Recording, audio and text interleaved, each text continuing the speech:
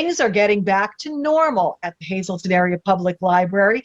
Here to tell us the very latest is Michelle Kuzmeter. She is the executive director at the library. Michelle, I'm happy for you that you're going back to normal hours. How does that feel? We're a little nervous about it, but we're excited to be going back. The staff will be back in the building full time. So we've expanded our hours at the library, at the main library, and at our branches. But we are still cautious about it. It's not just a fling open the doors. We're still going to have the social distancing in place, mask wearing. We're still going to say, put all your returns in our book box. So there's still caution to it. And we also still watch the data. So it's not to say that we won't have restrictions down the line. If local cases rise above a certain point, we would look to, peel back our hours a little bit. You're still going to have some services available for those who don't feel comfortable still coming back to the library yet, correct? We will offer our curbside service that you can request your materials and pick them up. Right now, they're still in our lobby because of the weather.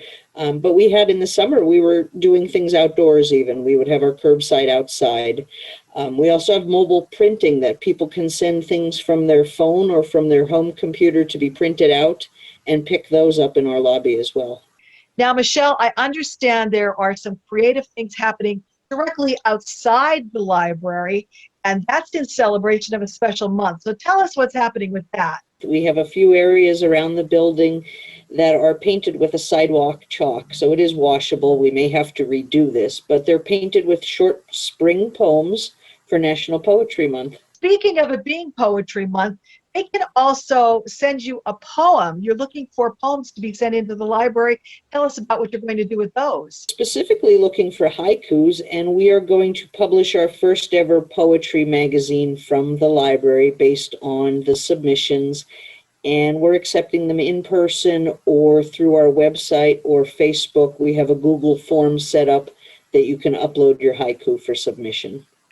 You're very creative at the library. I must give you that credit.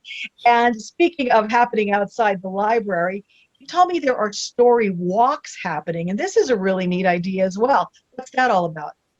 Our library has a story walk, and we have it currently at the McAdoo-Calares Elementary School, and it's great for the students now if they get a chance to go outside, either during their classes, between classes, after school, to read a story outside. And it goes page by page from the book, and you walk ever so many feet and you get to the next page of the story.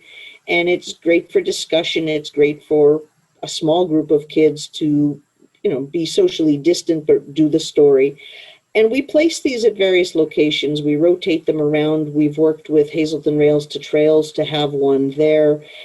We've had one in our Nuremberg. Our branch areas tend to get the story walks. So now that the weather is better, we'll be placing them in different areas, and we'll promote that and announce it ahead of time.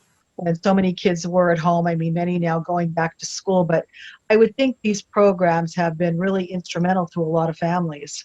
To just bring a little bit of like normal routine to the kids that, if you did crafts, if you came to a program, we tried to bring it to the family where they were and bring the library to them. And our staff has worked hard to adapt and modify things and just really be creative with bringing the library outside of a building, outdoors. Even the poetry on the sidewalk, the staff came up with this, we paint our sidewalk. I said, not permanently, but it was a great idea to just bring a little color and fun outdoors and highlight poetry as, a reading material and maybe spark some interest in it.